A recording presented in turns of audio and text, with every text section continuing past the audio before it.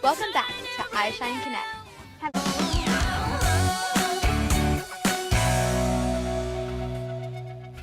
I've found your secret lair on this asteroid, Professor Dreadlocks. Your Destructo Serum rocket will never make it to Earth.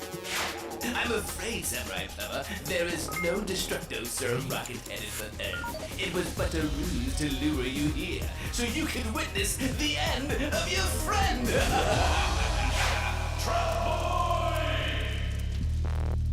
Will Samurai Plumber rescue his faithful friend? Or will Professor Dreadlock succeed in his hairy plot and end Trout Boy? Oh, man. When's the next issue come out? I don't know. Michael, can you look it up on your me-pad? Yeah, just give me a second. Forever. SP. TB. Man, that is great, huh? Oh, yeah. Uh-oh. You guys are not gonna wanna hear this. I just read an article that said your favorite comic book series, yeah, it's been canceled. No! Due to lack of readership, the Samurai Plumber and Trout Boy Chronicles is being canceled. President of Thunderbox Comics, Sal Clayton, says that readers of SPTB have grown up and matured past these juvenile comics.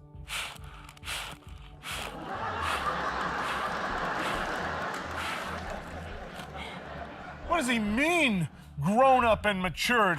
I have not grown up or matured. Me neither. But I can tell you one thing. We will not rest We will not sleep. until we find out what happened to Trout Boy. Yeah! No dedication. Hey guys, how was your comic? Trout Boy! Are you guys okay? They canceled our comic. Now we're never gonna find out what happened to Trout Boy. Maybe there's something you could do about it. What can we do? We're only fans. Fans have a voice, and if enough fans react, people will listen. First, you guys start by getting signatures on a petition. The more the better, and I'll do a little research. In that clip, we saw how Rachel was so excited to tell the guys how they could take a stand and make a difference for something that they were excited about. I'm sitting here with my new friend Maddie, who saw a need, saw something that she was passionate about, and took a stand to make a difference. How are you doing today? Good, how are you? I'm doing good, thank you. Now, can you tell us about that conversation you had with your mom last Christmas?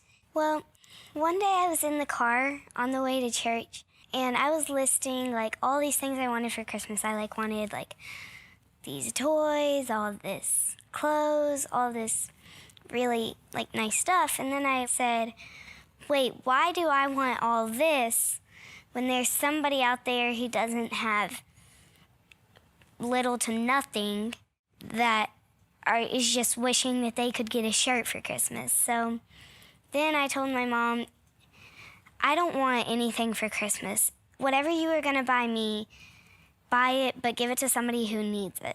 So then we got into church, and I decided that there was something in me that said you need to go to the big service. And I also found out that it was Orphan Sunday. And I thought that was really cool because that was just a sign that said, you need to do something, Maddie. Like God was giving me a sign. You can't sit around, you just need to help.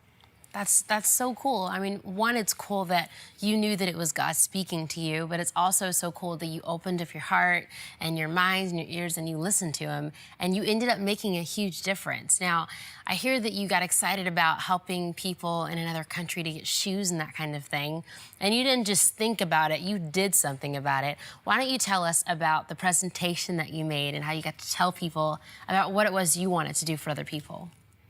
I got to make Souls for Souls a presentation, and I got to actually go to the world headquarters. And I didn't say, will you help me? I didn't say, if you help me. I said, what are you going to do to help me?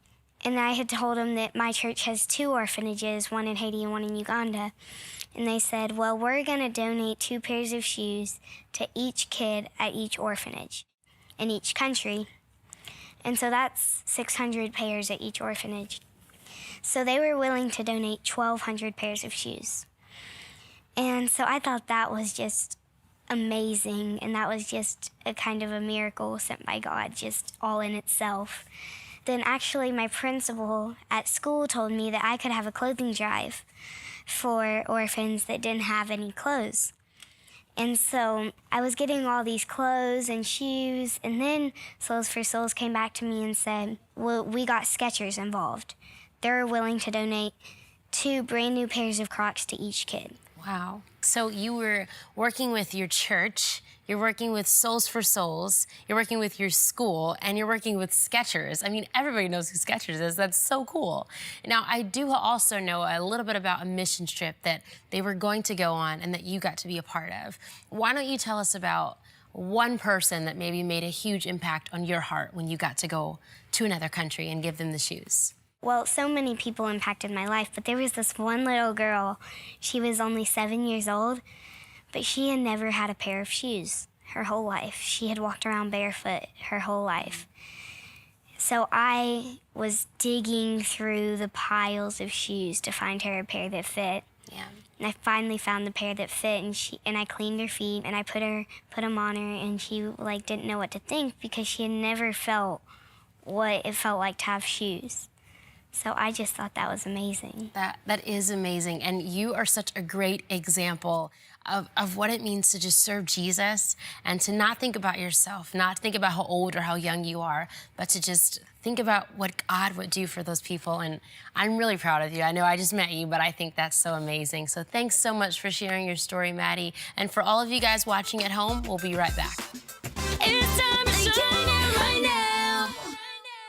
What would happen if we actually decided to change? If we used the Bible. If we used the Bible. The Bible. To help us with everyday situations. Our friends, our music. Our families. Is there any topic the Bible doesn't cover? This is iTopics. It's easy to think that because you're young, there's nothing you can do to further the kingdom of God.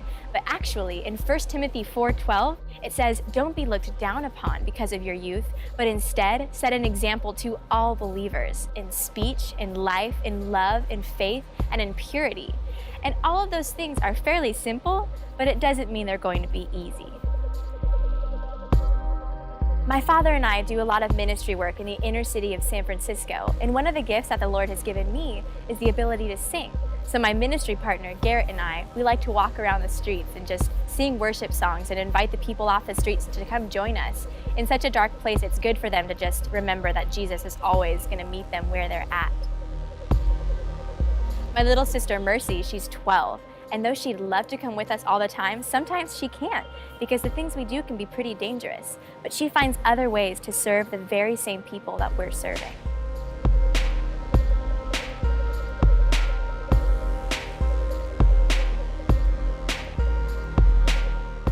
My sister Mercy is amazing. She loves to bake. She bakes for her teachers, for the school board, but who she loves to bake for most are the poor. She'll spend an entire evening making a bunch of different pastries, and she wants to do it with excellence. Sometimes she even gets to come into the inner city and pass out what she's made. And it changes people's lives when they see how much love she has for them. And not only changes their lives, but encourages me. She sets an example to all believers. Mercy can't drive, she doesn't have a job, but she does what she can with what God has given her. Who are we to say that God's gifting in our lives is too small to change lives? Whether it's a cupcake or a song, whatever God has given you, He's going to be faithful to use. So it's your job to find out what those giftings are and to use them in love. We'll be right back after this short break. I've been compared to the greatest Yankee first baseman of all time, Lou Gehrig. But you know what? It scares me. Gehrig died when he was only 37. In the last year of his life, someone had to wipe his nose, someone had to tie his shoe, and someone had to feed him like a baby. ALS killed him. Today, it can happen to me or you. ALS isn't a rare disease, but we can make it one. So please support ALS. The preceding message was furnished by Major League Baseball.